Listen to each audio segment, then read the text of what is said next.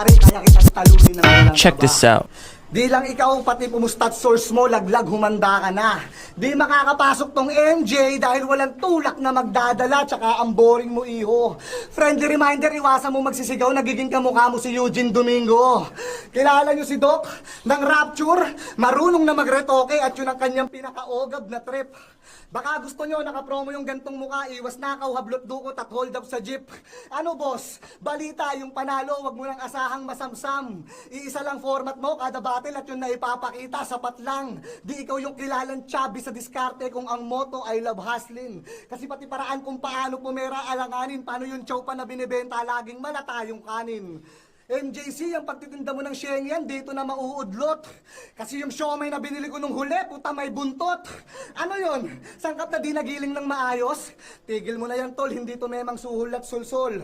One time, nag-die din ako sa kanila, pagbasa ko sa business permit, yung Schengen, pest control. Yak, di lang kadiri, sobrang binaboy, kaya talagang sablay, di ba? Pero tuwan-tuwa si chairman, paano wala nang daga sa barangay nila? Nung Holy Week, nagpinitensya. Tirik ang araw, pero mainam ng balat ng mabilad. Ang battle game, may standarte pa, tas yung panata, kainan lahat ng karidad. May vlog to, MB shoot, kasabay nung swimming nila, muntik pang di papasukin, paano yung pakiging bida-bida, pakagrabe sir.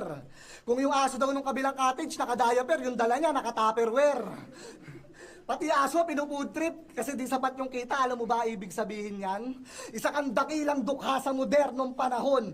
Pare, no shit. Sobrang hirap mo yung nilagambakan nyo, delatang corn beef. Sinasabi mo lang ng malakas pero wala kang